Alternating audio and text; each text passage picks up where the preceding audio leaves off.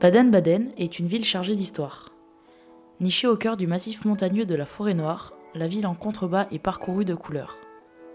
La star des villes d'eau allemandes s'est aujourd'hui jouée de sa double image, le luxe et le bien-être. Baden-Baden a toujours attiré une clientèle huppée venant du monde entier. De nombreux artistes et gens de lettres sont venus profiter des bienfaits des thermes. Brahms, Berlioz ou encore Victor Hugo venaient pour s'y rencontrer et pour être vus. Baden-Baden fait aujourd'hui partie des grandes villes mondaines d'Europe. Son art de vivre est un parfait mélange entre élégance et bourgeoisie, et ce, depuis de nombreux siècles. En 80 après Jésus-Christ, les Romains s'installèrent sur un campement celte. L'endroit était parfait pour explorer les alentours de Strasbourg. Ils y construirent des bassins pour nettoyer les plaies et soigner les douleurs des soldats et des chevaux. Il y a 2000 ans, les thermes de Baden-Baden apparaissaient.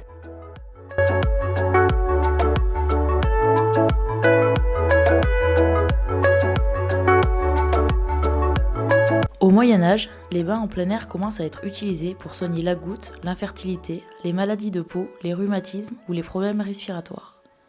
Au XIIe siècle, les comtes margraves appellent cette base Baden, bain en français, nom que la ville gardera jusqu'en 1931. Un autre Baden sera accolé au premier et Baden-Baden deviendra les bains de Bade.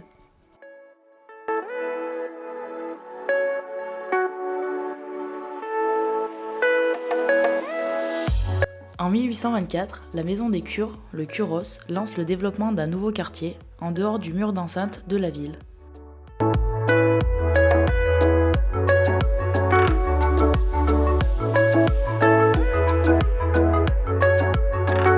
Longtemps, le thermalisme à Baden-Baden n'a pas été synonyme de baignade.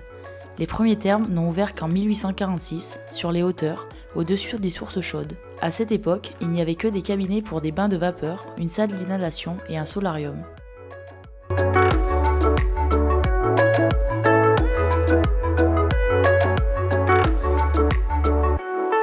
Mais la guerre de 1870, entre l'Empire et la France, fera fuir les étrangers. Au même moment, un nouveau règlement national interdisant les jeux de hasard entre en vigueur. La ville commence alors à préparer son plan B en se lançant dans la balnéothérapie.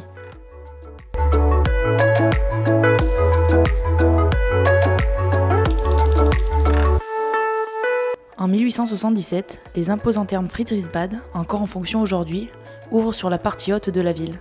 C'est alors l'un des plus beaux et plus modernes établissements thermaux au monde. Les visiteurs déambulent dans des salles aux températures différentes, dans un décor de marbre, de mosaïques, de coupoles faussement ottomanes et de bassins de pierre dignes d'une féerie orientale.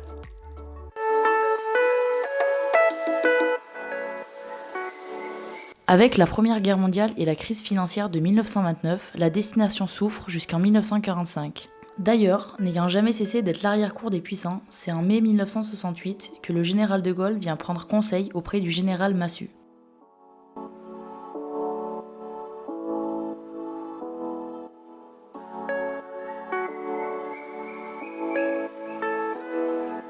En 1985, les nouveaux thermes de Caracalla ouvrent au public et répondent bien au mieux aux attentes d'aujourd'hui.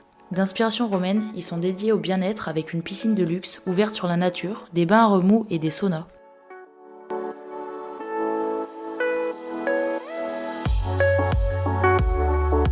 Pour pérenniser son modèle économique fondé à la fois sur le loisir et la culture, de grands chantiers ont été menés ces dernières décennies.